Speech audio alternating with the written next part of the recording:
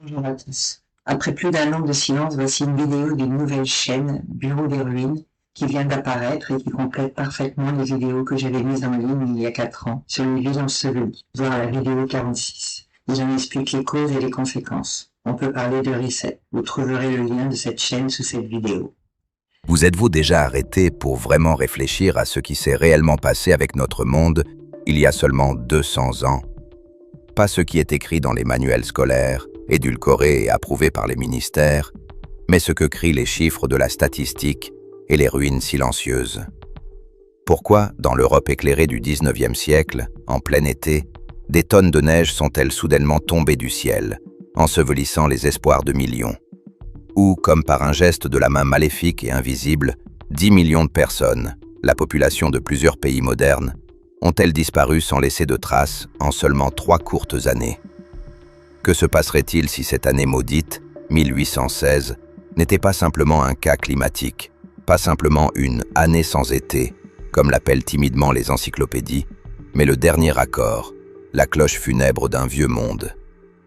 Que se passerait-il si c'était la fin d'une époque entière, dont on nous a interdit de nous souvenir? Et voici la question principale, la plus gênante, la plus dangereuse, qui reste comme une épine dans la gorge de la science académique. Pourquoi en parle-t-on si peu? Pourquoi un événement de portée planétaire, une catastrophe qui a redessiné les cartes des continents, détruit des millions de vies et peut-être effacé des civilisations entières de la surface de la Terre, n'est-il mentionné dans les Talmuds historiques que par quelques lignes lamentables, comme s'il s'agissait d'une pluie insignifiante un jeudi? Abonnez-vous à la chaîne maintenant pour ne pas manquer la vérité.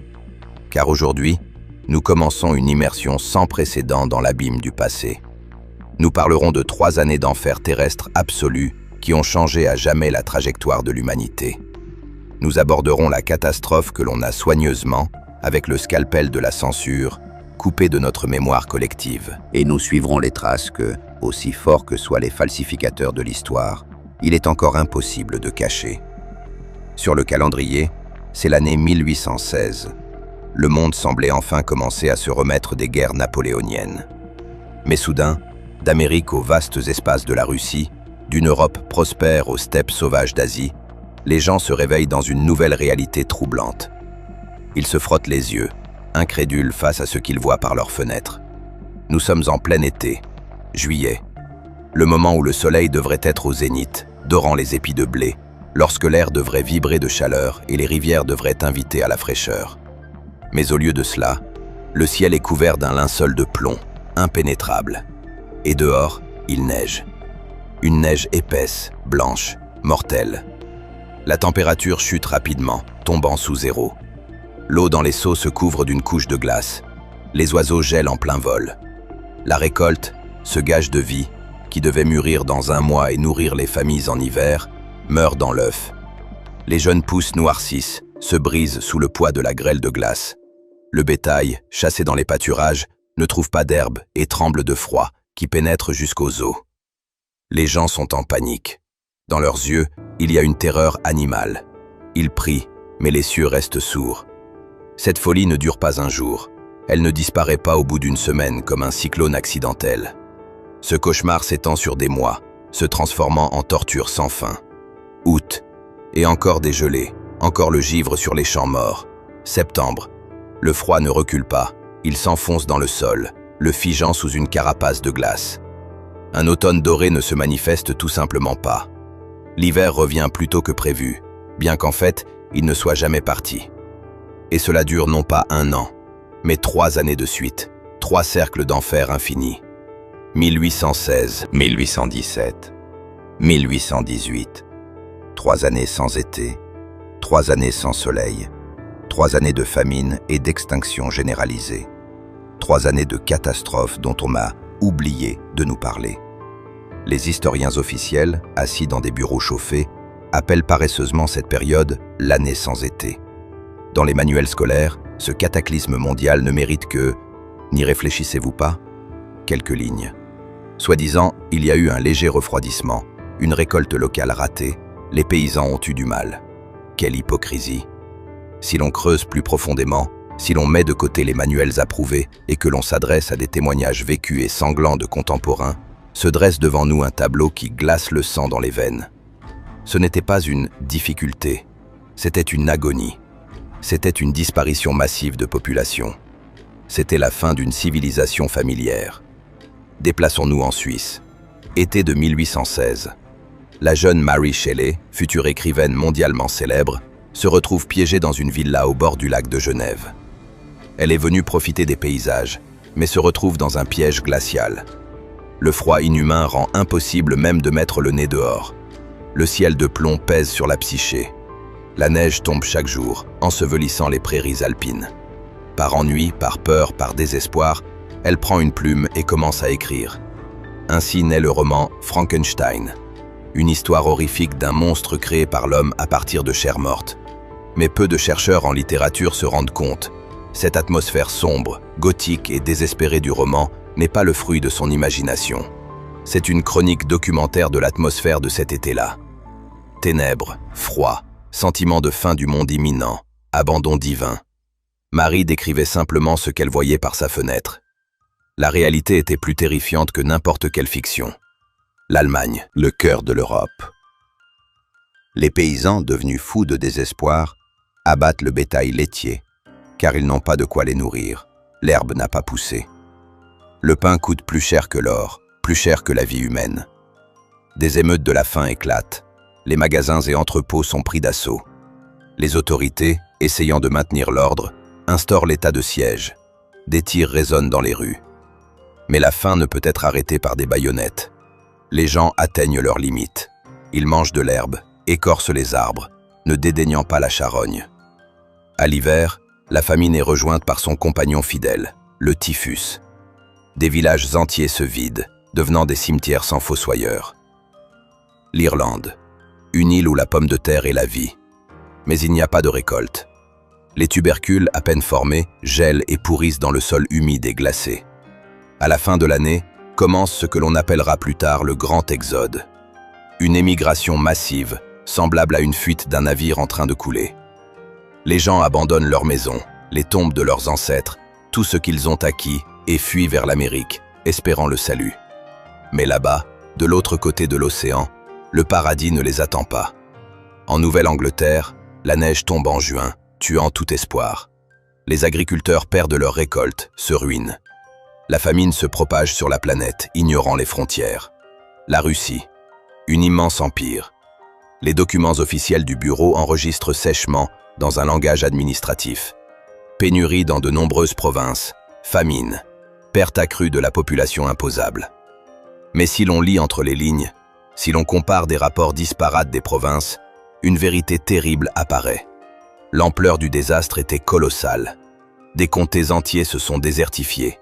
Les villages se tiennent avec des fenêtres clouées, abandonnés aux assauts de la nature. Les gens partaient vers nulle part, dans les forêts, sur les routes, et ne revenaient pas, se dissolvant dans le froid brouillard de l'histoire. Et maintenant, arrêtez-vous et pensez. Pourquoi en parle-t-on si peu? Pourquoi un événement qui a touché la planète entière, qui a coûté la vie à des millions de personnes, qui a bouleversé l'économie et la politique, est-il presque effacé de notre mémoire? Pourquoi les historiens le mentionnent-ils à peine, comme si c'était une anomalie climatique ennuyeuse, mais mineure, qui ne valait pas d'attention? Peut-être parce que l'ampleur de la catastrophe était si grande, si horrible, qu'on a préféré l'oublier collectivement, l'expulser de la conscience, comme un traumatisme effroyable. Ou peut-être que tout est beaucoup plus complexe. Peut-être parce qu'après 1816, le monde a changé si profondément, si radicalement, que les vainqueurs ont dû réécrire totalement l'histoire pour cacher le simple fait d'un changement d'époque. Et peut-être que c'est précisément alors, dans ce chaos glacé, que la Grande Tartarie a disparu. Un empire géant qui a été ensuite simplement gommé des cartes avec des millions de ses citoyens disparus dans ce désastre. La science officielle, bien sûr, a une réponse prête, commode. La version dit « c'est la faute du volcan ». En avril 1815, sur l'île lointaine de Sumbawa en Indonésie, le volcan Tambora a explosé. On nous dit « la cendre est montée dans la stratosphère, a obscurci le soleil sous un écran dense, a provoqué l'effet de l'hiver volcanique et un refroidissement global ». Tout cela semble logique, tout paraît scientifique. Il y a des graphiques, il y a des schémas. Mais cette version est comme une couverture trouée. Si l'on commence à l'étirer sur les faits, elle craque partout. Regardons la chronologie de plus près, sans précipitation. Le 10 avril 1815, l'île de Sumbawa. Le Tambora s'éveille après une hibernation séculaire. Une explosion de force monstrueuse, entendue à plus de 2000 km. Une colonne de cendres s'élève à 40 km. La lave brûle tout vivant. C'est sans aucun doute une catastrophe. Sur l'échelle d'activité volcanique, 7 sur 8, 150 km3 de roches ont été projetées dans l'atmosphère. Imaginez, toute une montagne s'est transformée en poussière et s'est envolée dans le ciel. Les scientifiques affirment, c'est cette cendre qui a reflété la lumière du soleil dans l'espace et la Terre n'a pas reçu de chaleur. La température a chuté de quelques degrés et cela a suffi à briser le climat. Mais ici commence l'aspect le plus intéressant. Le volcan a explosé en avril 1815 et les froids mortels ont commencé à l'été 1816. Plus d'un an s'est écoulé. Pendant ce temps, selon toutes les lois de la physique et de la météorologie, la cendre aurait dû commencer à se dissiper, à se déposer, à être lessivée par les pluies. L'atmosphère aurait dû commencer à se nettoyer. Mais le froid non seulement ne s'est pas atténué, il s'est intensifié. 1817 a été encore pire, encore plus glacial. 1818, un peu plus léger, mais tout de même anormal. 3 années consécutives. Un volcan peut donner 1 an, au maximum 2 ans de refroidissement. Nous le savons grâce aux éruptions du Krakatoa, du Pinatubo. Mais 3 années de cette intensité? Les scientifiques haussent les épaules. Eh bien, peut-être qu'il y avait trop de cendres. Peut-être. Mais pourquoi alors d'autres super-éruptions n'ont-elles pas causé un effet aussi durable et dévastateur? Pourquoi les conséquences du Tambora se sont-elles révélées si uniques et si sélectives? Et c'est le deuxième élément qui sapait la théorie officielle, l'inégalité. Si la cause réside dans la cendre, qui a été dispersée par les vents dans toute la stratosphère, alors l'effet devrait être plus ou moins similaire partout sur la planète. Le parasol volcanique couvre tout le monde, mais cela ne s'est pas produit. L'Europe et l'Amérique du Nord, l'hémisphère nord, ont subi un coup monstrueux. C'est là que la neige est tombée en été, c'est là que les villes ont péri. Alors que l'hémisphère sud a souffert de manière beaucoup plus légère. Attention, question. Pourquoi la cendre d'un volcan situé presque à l'équateur, Indonésie, a-t-elle décidé de frapper uniquement le nord, uniquement les centres de la civilisation de l'époque, et a presque épargné le sud? La cendre a-t-elle des préférences politiques? Il existe également une troisième étrangeté, à laquelle il est impossible d'ignorer, les témoignages des témoins. Les gens dans leurs journaux décrivent non seulement le froid, ils décrivent un ciel étrange. Il n'était pas simplement gris, il était rouge, d'un jaune maladif, parfois presque noir même le jour. Le soleil brillait faiblement, comme à travers un verre noirci ou une épaisse fumée. Les étoiles étaient visibles à midi. L'air ne sentait pas la fraîcheur, ni l'ozone, mais le soufre et la suie. Les gens se plaignaient d'étouffement, de curieuses pluies chimiques, de maux de tête, de nausées. La cendre volcanique peut changer la couleur des couchers de soleil. Mais pour transformer le ciel en laboratoire chimique pendant 3 ans, pour provoquer des intoxications massives de l'air à des milliers de kilomètres du volcan, les volcanologues modernes affirment « c'est possible pendant quelques mois, mais pas pendant des années ». En 1816, le ciel est resté étranger, hostile, non terrestre, jusqu'en 1818. Il existe également une autre version, encore plus effrayante, que les géologues gardent secrète. Des pluies massives. 3 années de froid ont été accompagnées d'incessants torrents d'eau tombant du ciel. Neige, pluie, encore de la neige. L'eau a érodé le sol, les rivières ont débordé, se transformant en monstres de boue. Elles emportaient la couche fertile du sol, transportaient des millions de tonnes de boue, d'argile et de limon directement dans les villes. Les rues étaient inondées, non d'eau, elles étaient inondées de terre liquide. Les maisons étaient submergées jusqu'aux fenêtres. Les gens, en panique, se déplaçaient aux étages supérieurs. Les premiers étages devenaient des sous-sols, des cryptes. En 1818, le niveau du sol dans certaines villes européennes et russes avait augmenté de 2, voire 3 mètres. Le volcan Tambora pourrait avoir été le déclencheur. Il aurait pu provoquer un refroidissement. Mais pouvait-il, à lui seul, créer une telle catastrophe mondiale et systémique? 3 années d'obscurité, des inondations massives, des villes ensevelies sous la boue, la disparition de régions entières des cartes. Ou y avait-il une autre raison? Quelque chose de plus terrifiant, quelque chose d'artificiel, ou peut-être cosmique.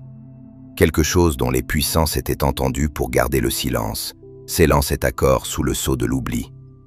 La version officielle concernant le volcan est pratique. C'est comme un comprimé apaisant. Le volcan a explosé, c'est un fait. Le refroidissement a commencé, c'est un fait. Le lien semble évident, la chaîne de causalité est bouclée. Il n'est pas nécessaire de poser des questions superflues. La nature, les éléments, cela arrive. Mais que faire si Tambora n'était pas la seule cause? Que faire si l'éruption avait simplement coïncidé dans le temps avec quelque chose d'incommensurablement plus grand?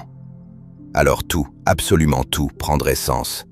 Et il deviendrait alors cristal clair pourquoi, après 1816, notre monde a changé à jamais, de façon irréversible, jusqu'à l'inrecognoscibilité. Si vous pensez que les traces de cette catastrophe ont disparu, emportées par les pluies du temps, vous vous trompez. Elles sont juste devant nous. Nous marchons dessus chaque jour, sans remarquer l'évidence. Il suffit de baisser les yeux. Saint-Pétersbourg, la Venise du Nord. Promenez-vous dans son centre historique, le long des quais, dans les vieilles ruelles. Regardez attentivement les luxueux bâtiments des XVIIIe et XIXe siècles. Pas les sculptures et les atlantes, mais les fenêtres. Faites attention à ces fenêtres qui, aujourd'hui, semblent s'enfoncer dans l'asphalte, se trouvant au niveau de vos chaussures ou juste au-dessus. De larges fenêtres, souvent avec de belles arches, qui sont pour moitié, voire aux 2/3, mangées par le trottoir. On vous dira, ce sont des sous-sols. Des espaces semi-souterrains pour le personnel, pour stocker du bois. Mais regardez de plus près. Construit-on des sous-sols avec d'énormes fenêtres?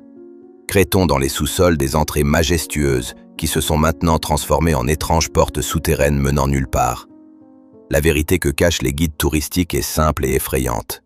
Ce qui est maintenant un sous-sol était jadis le premier étage. Un vrai premier étage, habitable, situé à hauteur d'homme au-dessus du sol. Le premier étage est parti sous terre, parfois jusqu'à 1,50 m, parfois jusqu'à 2. Et à certains endroits, si l'on creuse une tranchée le long du mur, jusqu'à 3 mètres. La version officielle des historiens ressemble à un mantra, strate culturelle. Selon eux, pendant des siècles, les gens ont vécu, construit, marché, sali, sans nettoyer derrière eux. La poussière, la saleté, les déchets s'accumulaient, de nouvelles routes étaient pavées par-dessus les anciennes. Le niveau du sol s'élevait progressivement, siècle après siècle. Au bout de 200 à 300 ans, cela a accumulé 1,50 m à 2 mètres. Cela semble logique, convaincant, seulement à première vue. Pour ceux qui ne veulent pas réfléchir. Mettons en route la logique. Le strate culturel existe effectivement, mais il se forme extrêmement lentement. En moyenne, 1 cm par décennie. Eh bien, d'accord, admettons que ce soit plus rapide. Dans les endroits de vie active, sur les marchés, dans les ports, où la boue est foulée par des milliers de pieds. 5 cm, 10. Mais 1,50 m à 2 mètres en 200 ans, c'est 10 mm par an, chaque année, uniformément sur toute cette immense ville. Ce n'est plus une accumulation, c'est un enfouissement, en masse, catastrophique, dans toute la ville, en même temps. Comment cela est-il possible de manière naturelle? Les habitants de Saint-Pétersbourg ont-ils vraiment commencé à amener des tonnes de terre sur la place du Palais et à la perspective Nevski pour enterrer leurs propres entrées et fenêtres, se privant ainsi de lumière? C'est absurde.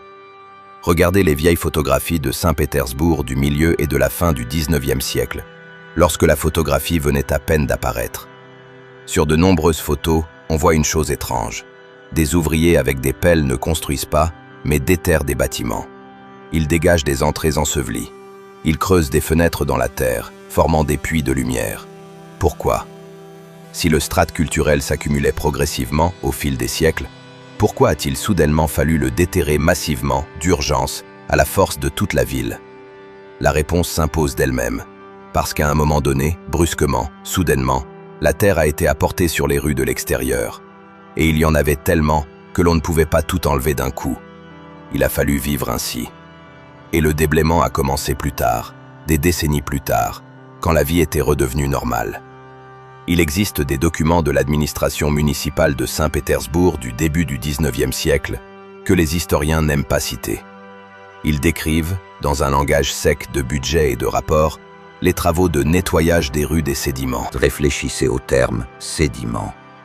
Pas de déchets, pas de débris de construction, mais des sédiments, c'est-à-dire de la boue, de l'argile apportée par l'eau. Et les volumes mentionnés dans les budgets sont colossaux, des dizaines de milliers de mètres cubes juste pour les rues centrales. D'où vient toute cette boue fluviale ou marine au centre de la capitale, si ce n'était pas à cause d'une inondation catastrophique ayant apporté cette boue? Moscou, la ville dorée. Le même tableau, mais à une échelle encore plus grande. La place rouge, le cœur du pays, était autrefois 2 mètres plus bas. Le fossé d'Alévise, qui entourait le Kremlin, est enseveli. Le quartier de la Chine est à moitié sous terre. Les archéologues, lorsqu'ils procèdent à des fouilles au centre de Moscou, trouvent des sous-sols de vieux bâtiments qui se trouvent maintenant au niveau du 2e sous-sol. Ils y trouvent des restes de pavés en bois, des fondations de maisons, des objets du quotidien. Tout cela repose sous une couche dense et homogène d'argile et de terre d'une épaisseur de plusieurs mètres. Officiellement, on nous dit « c'est le strate culturel plus une construction active ». Comme si, lors de la construction de nouveaux bâtiments, on lissa le relief, on remplissait les ravins et les trous, on élevait artificiellement le niveau des rues.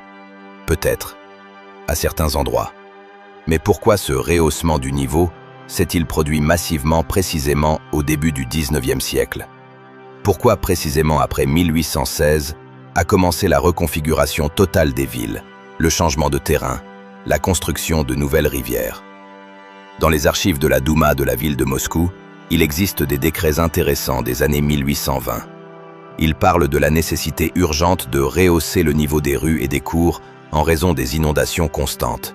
Inondations. Les documents stipulent clairement, il faut remplir les zones basses parce qu'elles sont régulièrement inondées. Inondées comment? Par les pluies? Par les eaux souterraines? Ou à cause des conséquences de cette même catastrophe hydrologique mondiale, lorsque l'eau a stagné haut pendant des années, et vivre au niveau ancien est devenu tout simplement impossible. Continuons vers l'est, Kazan. Sous les murs du Kremlin en pierre blanche, les archéologues ont découvert non seulement des vestiges de construction, ils ont trouvé toute une ville conservée. Des rues pavées de bois et de pierre, des maisons, des ateliers, des entrepôts. Tout cela se trouve sous une couche dense d'argile et de terre d'une épaisseur de 3 à 4 mètres. La datation des découvertes, 18e siècle, tout début du 19e. Cela signifie que cette ville existait, vivait, commerçait, puis soudainement, du jour au lendemain, s'est retrouvée ensevelie sous une couche de terre de plusieurs mètres. Pas en plusieurs siècles, mais en quelques décennies, si ce n'est plus vite. Et faites attention à un détail qui fait froid dans le dos. Dans cette ville basse ensevelie, il n'y a pas de traces de destruction militaire, pas de traces d'incendie, caractéristique des invasions ennemies. Les maisons restent intactes, les murs solides. Les pavés ne sont pas brisés par des boulets. Tout semble indiquer que les gens sont simplement partis, laissant tout derrière eux, ou sont morts, puis une immense vague de boue a tout recouvert. Rapidement, instantanément, catastrophiquement. La boue a rempli les rues, s'est introduite dans les maisons, s'est figée et est devenue une nouvelle terre. Europe, Vienne, Prague, Berlin, Paris, Rome, partout, dans n'importe quelle vieille ville européenne, vous trouverez la même histoire. Les premiers étages sont enfouis sous terre. Les caves qui architecturalement ressemblent aux premiers étages, hauts plafonds, voûtes en arc, traces de grandes fenêtres. Les fenêtres sont devenues des trappes de cave, par lesquelles on voit maintenant seulement les jambes des passants.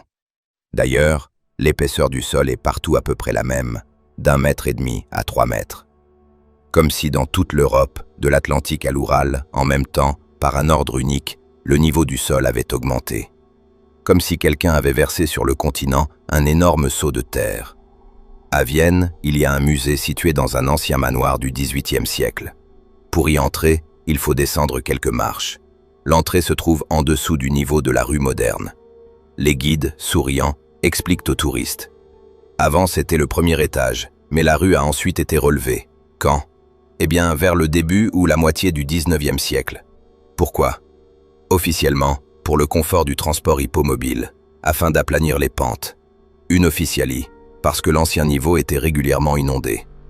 Il existe une version que les académiciens craignent de formuler, des inondations mondiales. 3 ans de pluies incessantes, de neiges abondantes, de fontes de neiges anormales. 3 ans de froid, lorsque l'évaporation de l'eau a ralenti. L'eau a débordé les rivières, elle a érodé les rives, emportant des tonnes de terre des champs et des forêts, se transformant en coulées de boue. Ce mélange de boue s'est déversé dans les villes situées dans les basses terres et le long des rivières. Les rues étaient inondées. La boue se figeait, s'accumulait, s'accumulait. La prochaine crue apportait une nouvelle couche. En 3 ou 4 ans de ce régime, plusieurs mètres de sédiments se sont accumulés. Les gens s'adaptaient simplement. Vivre dans la boue était impossible. Ils abandonnaient les premiers étages, les transformant en caves. Ils construisaient des entrées plus hautes, en creusant des portes sur d'anciens deuxièmes étages. Ils construisaient de nouvelles routes et trottoirs directement sur la boue figée. Mais l'histoire officielle reste silencieuse à ce sujet, comme un poisson. Pourquoi? Parce que reconnaître des inondations massives et des coulées de boue dans toute l'Europe et la Russie en même temps, c'est reconnaître une catastrophe mondiale. Ce n'est plus une anomalie climatique, c'est le déluge, local mais déluge. Et une catastrophe d'une telle ampleur, ayant modifié le relief du continent, est difficile à expliquer par un simple volcan à l'autre bout du monde. On sent qu'il y a autre chose ici. Regardez les anciennes cartes de Saint-Pétersbourg. Au XVIIIe siècle, la ville est sur de nombreuses îles, séparées par des dizaines de canaux et de rivières. Prenons une carte du milieu du XIXe siècle. Plusieurs canaux ne sont déjà plus là. Les îles se sont unies en de grandes masses de terre. Officiellement, nous avons asséché les marais, réalisé des travaux de drainage, comblé des canaux pour faciliter la construction. Mais peut-être qu'ils n'ont pas été comblés délibérément. Peut-être qu'ils ont simplement été recouverts de boue pendant les inondations. Les canaux se sont transformés en fossés boueux, et il était plus facile de les paver par-dessus que de tenter de les nettoyer. C'est la même chose à Moscou. La rivière Neglinaya, claire et abondante, coulait autrefois ouvertement à travers tout le centre, contournant le Kremlin. À la moitié du XIXe siècle, elle a été précipitamment cachée dans un tuyau de briques sous terre. Officiellement, à cause de la forte pollution et de la mauvaise odeur. Mais peut-être que son lit a simplement été obstrué par des sédiments, de la boue et des déchets après la catastrophe. La rivière est devenue peu profonde, s'est transformée en marais au milieu de la ville, et restaurer son lit était devenu trop coûteux et compliqué. Plus facile de l'enlever de la vue. En Allemagne, dans la ville de Lübeck, des documents concernant le Grand Déluge, c'est ainsi qu'il est écrit, Sturmflut, de 1820, sont conservés dans les archives locales. Les rues de la ville ont été inondées sur 2 mètres. L'eau est restée pendant des semaines sans partir. Quand elle a finalement baissé, elle a laissé une couche de boue, de sable et de saleté jusqu'aux genoux, et parfois jusqu'à la taille. Les habitants ont creusé leurs maisons pendant des mois. Beaucoup, ayant perdu leurs biens, sont simplement partis, laissant tout derrière eux. Mais ce grand déluge à Lübeck est à peine mentionné dans les manuels d'histoire allemande. Cela est considéré comme une inondation locale.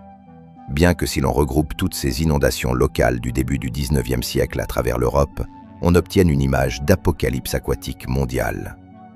Et maintenant imaginez, 3 ans de pluie, d'inondations, de coulées de boue. Les villes sont ensevelies, les rivières ont changé de lit, les routes sont emportées ou sont devenues des marais impraticables. Les ponts sont détruits par les glaces et les crues. L'infrastructure, construite pendant des siècles, est anéantie. Les liens entre les régions sont rompus, le commerce est à l'arrêt. Les gens sont contraints de recommencer leur vie à zéro, littéralement. Construire sur l'ancien, oublier ce qui était en dessous, sous la couche de boue.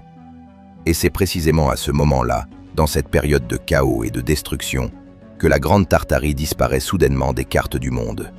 Coïncidence ou nécessité? Peut-être que les villes ensevelies ne sont pas simplement les traces d'inondations.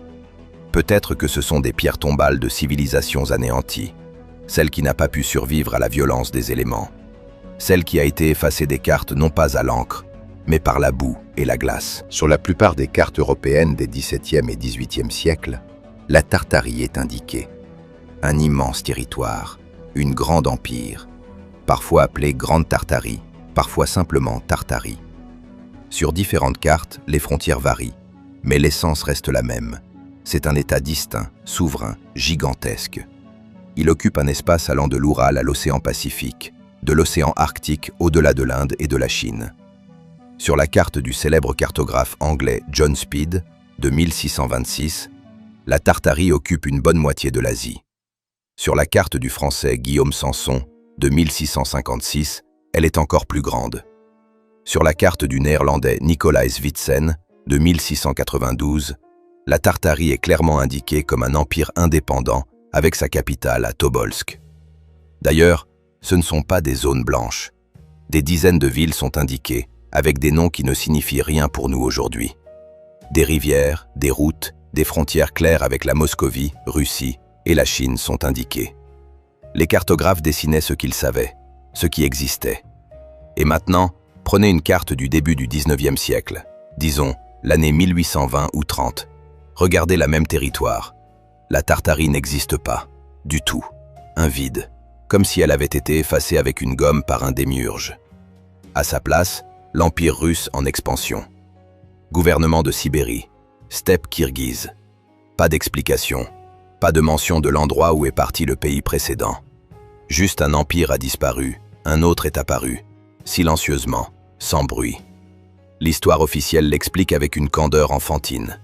La Tartarie n'est pas un État, mais simplement un terme géographique, comme Orient ou Sibérie.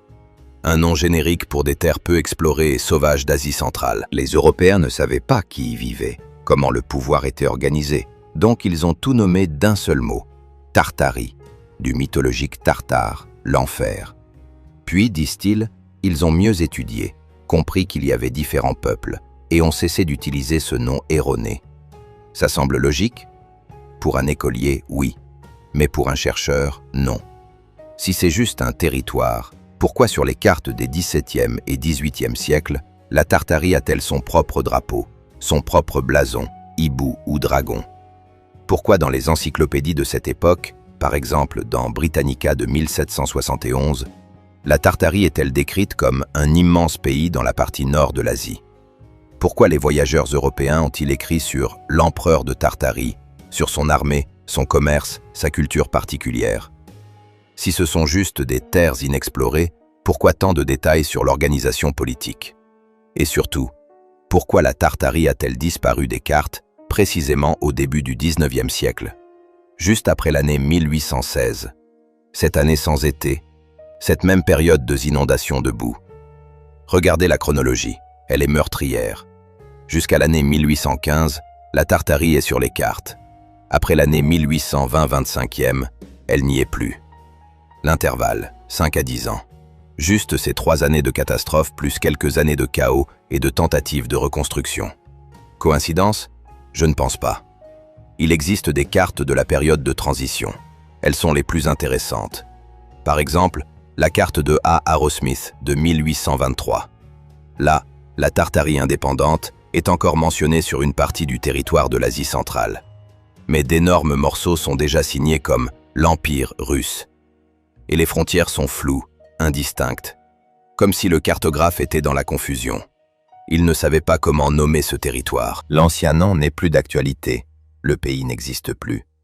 Le nouveau n'est pas encore installé, la Russie n'a pas encore complètement absorbé ses terres. Et si la Tartarie avait réellement existé?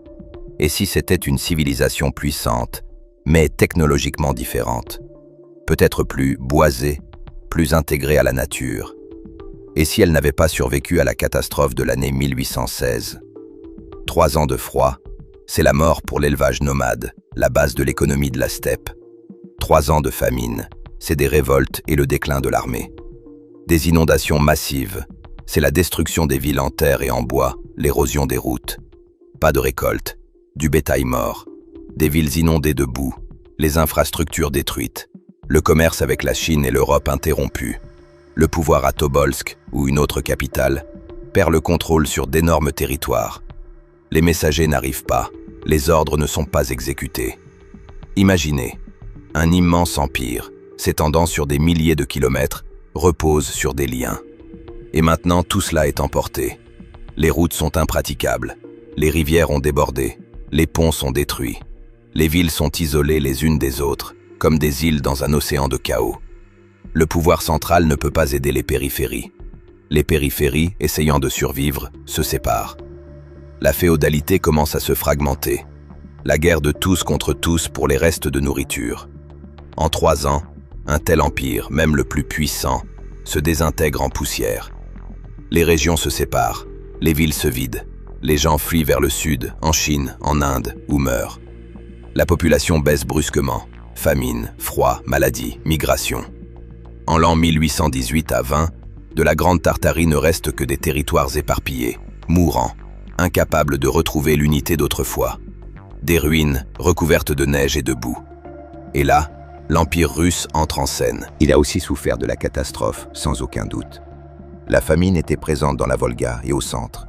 Mais il avait les ressources de l'Europe, l'aide des Alliés après la victoire sur Napoléon, une infrastructure plus compacte et en pierre dans la partie européenne. Il s'est rétabli plus rapidement, et il a commencé à s'étendre vers l'Est. Pas à conquérir dans le sens classique, avec de grandes batailles et des sièges de forteresses, mais simplement à combler le vide, à remplir le vide laissé après la disparition de la Tartarie. Officiellement, dans l'histoire de la Russie, cela s'appelle l'annexion de la Sibérie et de l'Asie centrale, la colonisation des terres. Mais regardez les dates.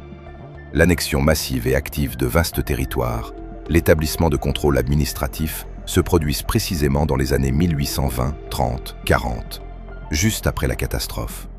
Et cela se passe d'une manière étonnamment facile, sans grande guerre, sans grande bataille dont on fait des légendes. Oui, il y avait des escarmouches individuelles, des conflits locaux avec des khans locaux, la guerre du Caucase. Mais où sont les batailles pour la Sibérie au XIXe siècle? Où est la résistance de la Grande Tartarie? Elle n'existe pas. Pourquoi? Peut-être parce qu'il n'y avait plus personne avec qui se battre? Les territoires étaient déserts, les villes étaient abandonnées ou à moitié détruites. La population était dispersée, démoralisée, occupée à survivre. Les habitants restants acceptaient simplement le nouveau pouvoir, le pouvoir du roi blanc, comme un salut. Mieux vaut un certain ordre, un certain aliment et protection, que le chaos complet et la mort dans le désert glacial. Il existe un document intéressant, le rapport d'un fonctionnaire russe, un baron, envoyé en inspection en Sibérie en 1825. Il décrit des choses étranges, des citadelles en pierre abandonnées, des villages vides où il reste des ustensiles. Il rencontre des gens sauvages qui se souviennent mal de qui ils sont et parlent un mélange de langues. Officiellement, les historiens expliquent cela par les conséquences d'épidémies locales et de mauvaises récoltes. Mais que se passerait-il si le fonctionnaire voyait les conséquences de cette catastrophe? Les ruines de la Tartarie disparues. Et après, à Saint-Pétersbourg, ont-ils décidé? Pourquoi écrire sur l'Empire disparu? Cela soulèvera des questions. Il est plus simple de renommer, d'oublier, d'effacer. Déclarer ces terres comme sauvages par essence, que la Russie est venue civiliser. Les chiffres ne savent pas mentir, contrairement aux historiens. 1815. En Europe vivent 180 millions de personnes. 1825, 170 millions. 10 millions d'âmes se sont simplement évaporées. Elles ont disparu en une décennie. La version officielle marmonne quelque chose sur la diminution naturelle et les maladies. Mais en temps de paix, perdre la population d'un pays entier, ce n'est pas une diminution, c'est un nettoyage.